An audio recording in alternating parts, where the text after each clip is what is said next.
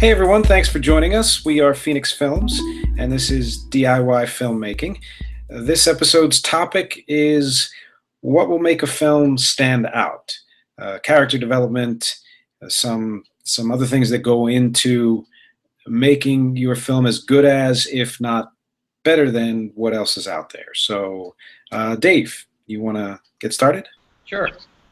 Um, one of the things I think is severely lacking nowadays in a lot of big budgeted movies is character development. Just this past weekend, I was watching a program. I think it was on A&E. It was called Legacy of the Godfather, and they were talking about. I mean, everybody always quotes all those films, but the thing that I think is fascinating is how much time Francis Ford Coppola and Mario Puzo took in character development, and then also casting actors who understood what character development was, and how to incorporate that into a scene by a look or something like that to give the director something to work with, or the editor. And basically, without character development, you don't have a story. You don't have a movie. You just simply have a bunch of images moving around on the screen, and you don't have any investment in anything. And I just know for myself, when I look back at the films that have influenced me the most, they are films where a lot of time was taken by the actors, the writer, and the director to develop the character so that you really cared. You felt like you were looking at real people. And one of the things that I love about a movie, and what I try to do with anything that I direct or I write, and I know that the rest of us do as well, is when you first see that character, I want you to feel like you know them, but you haven't discovered them yet. Whether that's through wardrobe or the actors' movements or how we like them, things like that. It's really important to be able to have characters that someone wants to get in the car with and go on that journey for the next couple of hours of the movie. I use like an analogy. If a car pulled up to you and said, "Hey, do you need a ride?" Are you going to get in the car or are you not going to get in the car? And what makes you say, "I'm not getting in the car"? Probably someone scary would make you not want to get in the car. But someone who's like closed off, and you maybe feel like there's something you can't really get a read on them. Who the hell wants to get in the car ride with that person? But someone who's like friendly and open, and you feel like there's a vulnerability to them. You say, "Sure, I'll do that," and that to me is character development. And that's something that I think a lot of films, and one of the things we said we're not going to do during these podcasts is name names of directors or actors or people who we feel don't necessarily do that. But a lot of the criticisms that get hurled out there, I mean, people can kind of figure out some of the modern day people who may not be thought of as doing that. And I think that's what's missing in modern day film. But something indie film has to focus on is character development, because you don't have big budgets. So you have to focus on the action of the characters. And that's something that I feel we've learned to do and built upon as we've continued to mature as storytellers and filmmakers and actors and directors and musicians and all that stuff. So I know music also is a huge way to kind of frame a character if they have their own theme or something like that. So, but that's my thoughts on it. What do you guys got? Well, I think, with us specifically, we, are all trained in acting, which is not always the case with indie ensembles or what have you, so, or indie filmmakers. I can't tell you, though, how many classes I've been in where somebody was solely a director and there so that they could learn what the actor should be doing, in their downtime to prepare. I can speak for myself, and I think Dave, Nick, and Janine, when we studied acting, it started out sort of on stage, and we learned about all the greats, and then you're supposed to be able to apply that to really any medium. So, I think it can be tough with filmmaking to feel like you can move the story along so that it's literally an hour and 30 minutes or whatever they impose upon you to make your film. And people are invested and feeling like they're on this journey that's exciting or dramatic or hilarious. But it's so important to make sure that the audience, like Dave said, wants to be invested in the characters that they're seeing. I mean, you can choose any big budget film, and you will enjoy it if the actors and the director and the production really wants you to understand what's happening with these people, And there are a lot of films that don't, but I think it's the job of indie film, like Dave said, without the special effects and without the loud noises, to offer that to the audience, which I think audiences are looking for. I do think that they're looking for better movies, better stories that are told better. Yeah, and I think what's so great about what we've already talked about is, I mean, we started with character development and all those other things, and the idea of what will make your film stand out, especially in indie film.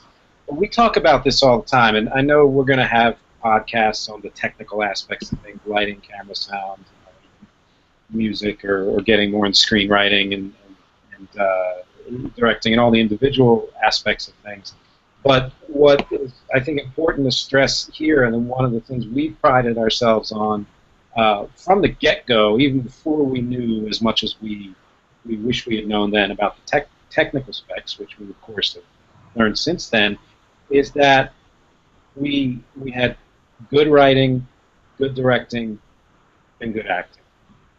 And you don't see that in a lot of big budget films, but in some big budget films you do. What I think is not what I think we see a lot of, because we're in the indie film community, is that for some reason people spend a tremendous amount of time on the technical specs and end up with a beautifully looking and sounding film with just horrible acting or bad writing or ham-fisted directing or what have you. And you can make a film that might get somewhere doing that, but chances are people are going to lose interest for the reasons that Kate and Dave already talked about. And so I think getting started, just don't forget about those more intangible things. Really try not to leave any aspect of any production by the wayside. Don't focus on one thing at the expense of another. If you can, at all possible, find people not just that you like to work with, but whose talent you respect, and they're actually good at what they do, whether it's director, actor, or writer, start with that. Because even if you don't get in festivals, etc., what have you, that thing is going to have a life beyond what you did. It's going to have legs, because it's going to be truer than so much else of what's out there, and people are going to identify with it more, and it's going to speak. I think too, you want to make something that you're proud of, because bear in mind, all of this in the art world is up for conjecture. So if you at least do your best in telling the best story you can, and you know that you hire actors and crew that are trained and passionate about what they do, then you know that you've done your very best. And I know for us, we are all actors that want to do the job and do it well. So character development is huge, and it starts with just the inception of the script and the story. And as you guys have said, it's often overlooked for, time constraints and big scenes. So. Yeah, and the first project we made was Lock, Load, Love, and at some point down the road, we're going to do slightly longer podcasts where we're going to kind of go through what our experience was for each of our films and the shorts that we've made. and kind of go into a little bit more detail. But for Lock, Load, Love, you know, we made that one for $400. It was basically the cost of food, is what that budget was. And you know, what we kind of learned was we don't have huge set pieces. We don't have a jib. We don't have you know, Kate was gracious enough to donate her Canon XL1, which when we filmed this in 2008, I think that camera was already considered 2 or 3 years past its prime. It still did a great job for what was available at that time. But, you know, we were really just using what we had at our disposal. But the biggest thing that we said we knew we had was we had scripts that during reads people thought were funny. I mean, some were more successful than others. But we had people who did a great job acting. That had a very large cast in it. And that film got into, I think, 1 film festival, maybe. But we did a premiere for that in New York, and we were over capacity by, like, because it was about online dating, and we were over capacity by, I think, was it like 30 or 40 people. And what was really interesting was those people loved it. So the film community didn't, and we didn't get into a lot of festivals, but the audience, who ultimately you're making your film for anyway, ate it up. And that was because I think we kind of learned something. Like, we focused on what we had, which was the acting. We didn't have the lighting, and we didn't have the sound, and we didn't have all this other stuff, but we did have the acting, and we had people who were committed. And that commitment, I think, showed in the final product, and the audience loved it, and people were talking about their own online dates and wanted a sequel, which, you know, we weren't going to do, but it was a pretty interesting experience. I think we all enjoyed. Yeah, and all of the, you know, it was a movie, but it was a movie with separate. Yeah, like vignettes. Yeah, vignettes. You can see all those on Funny or Die. So if anybody's interested in kind of taking a look at our first ever work, kind of show you where we got started and everything, we divided that all up into the individual dates. And just look up Lock, Load, Love or Feenix Films, and, you know, and check it out. If we could do that, we could certainly do that. You know, and as Kate said, you know, we're still proud of it. You know we've grown from there, but we knew what we had when we had it then, and we think, you know, we did better than a good job with what we had, and we wouldn't be doing what we're doing now if we hadn't started where we're doing.